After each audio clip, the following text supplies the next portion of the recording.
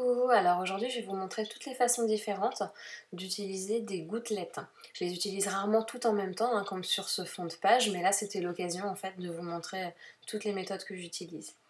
Alors pour commencer, j'ai fait mon fond de page avec des brochos. Donc là c'est gamboge la couleur. En général je n'ai pas besoin d'ouvrir le flacon, je perce avec un poinçon pour pouvoir saupoudrer sur le fond de ma page. Alors pour refermer, j'utilise une petite épingle, voilà, puis je peux le mettre de côté. Alors j'utilise toujours du papier aquarellable qui supporte bien en fait, qui est habitué à bien supporter les excédents d'eau, puisqu'après il faut bien vaporiser pour bien mélanger tous les petits pigments. Alors vous pouvez aussi laisser sans vaporiser trop, ça dépend de l'effet que vous recherchez. En général je continue d'appliquer, excusez-moi, je rappuie en fait sur l'eau, sur le fond de ma craft sheet pour rajouter en fait des effets différents, pour en remettre de l'encre un peu là où il n'y en avait pas, etc.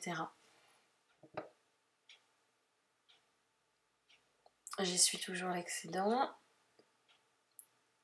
Alors l'essuie-tout à côté de vous, c'est indispensable avec la patouille. Ça m'arrive aussi, comme je suis pas très patiente, d'enlever aussi les excédents sur la page. Donc je sèche au sèche-cheveux. Je veux pas chauffer en fait en général, juste apporter de l'eau. Alors, les premières gouttelettes, je les fais avec des sprays. Alors, des sprays tout simplement en utilisant le spray. Plus on est prêt, plus ça fait une grosse tache. Plus on se recule et plus ça va faire des gouttelettes très diffuses. Ça dépend aussi des sprays. Il y a des marques qui font des sprays plus ou moins diffus, qui marchent plus ou moins bien d'ailleurs. Donc voilà, donc première façon de faire des gouttelettes. Deuxième façon, j'utilise le tuyau là.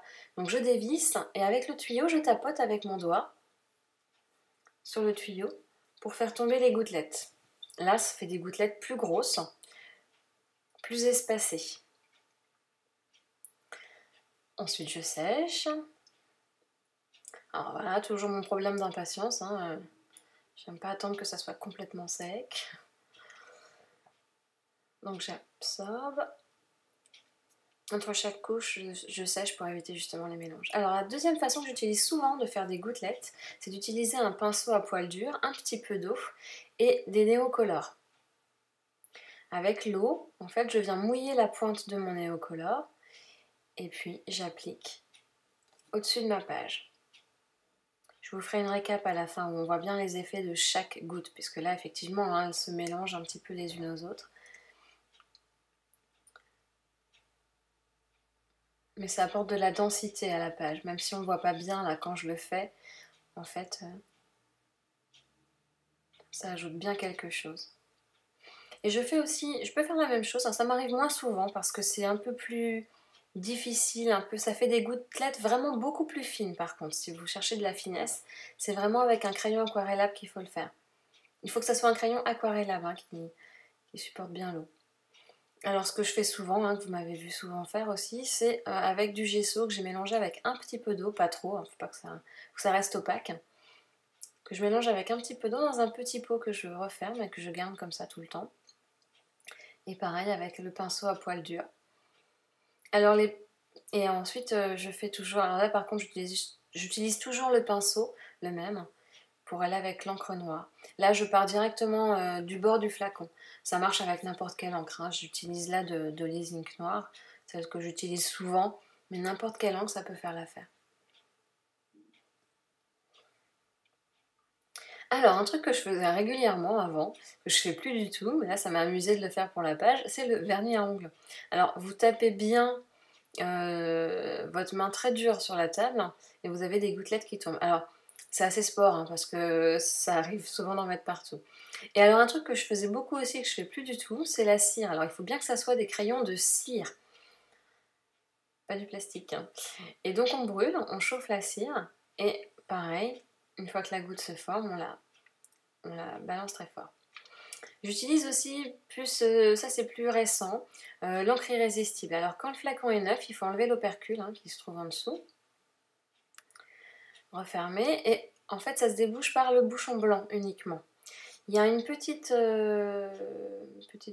truc en métal en fait qui évite que ça fasse des bulles d'air. Le truc que j'ai pas fait là, hein, c'est de bien le mélanger et de bien enlever l'air dans le truc. Je vais me faire prendre au piège, vous allez voir tout de suite. Voilà, ici, parce que ça fait des bulles d'air. Donc en fait, ce qu'il faut faire avant de l'utiliser, c'est sur un brouillon ou sur un sopalin, un essuie-tout, en fait, de bien enlever l'air en appuyant un petit peu dessus. Et avec l'encre irrésistible, en fait, vous aurez l'effet qui reste un peu gonflé. Ouais, les bulles restent un peu gonflées. Enfin, pas les bulles, mais l'encre. Et alors ça aussi, ces petits flacons-là, Nubo, font vraiment des petites boules. Alors là, par contre, pour l'appliquer, c'est différent. Là, je l'applique et je tapote ma page ou je tapote un petit peu en dessous de la page pour bien leur donner un petit effet rond, bombé. Sinon, ça fait un petit peu comme des petites crottes, hein. C'est pas très joli sinon. Donc il faut vraiment le bomber en fait, un peu comme vous faites avec un gâteau dans le moule, hein. Vous tapotez pour que tout s'applique bien et tout s'aplatisse bien. Mais là, c'est pareil. Sinon, ça s'applique très très bien. Elle est très bien cette petite. Donc.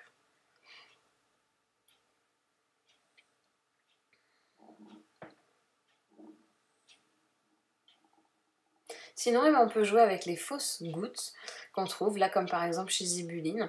On peut aussi les faire soi-même, hein, les dots. Il existe plein de petits tutos sur internet.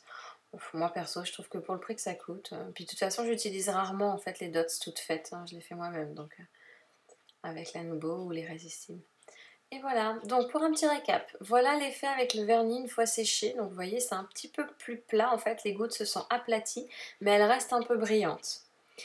L'effet avec maintenant le néocolore. Donc vous avez un petit peu avec le pinceau à poil dur. Vous voyez là, vous voyez bien comment ça réagit.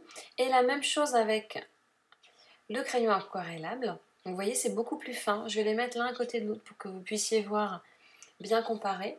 Donc avec le crayon aquarellable à gauche, hein, c'est bien plus fin les petites... Ensuite, avec les sprays. Alors avec les sprays, soit avec le spray en lui-même, soit avec le... quand on dévisse en fait, avec le petit tuyau. Donc là, c'est avec le spray. Donc, et là, des gouttes bien plus espacées, bien plus grosses et plus espacées avec le tuyau, quand on tapote le tuyau.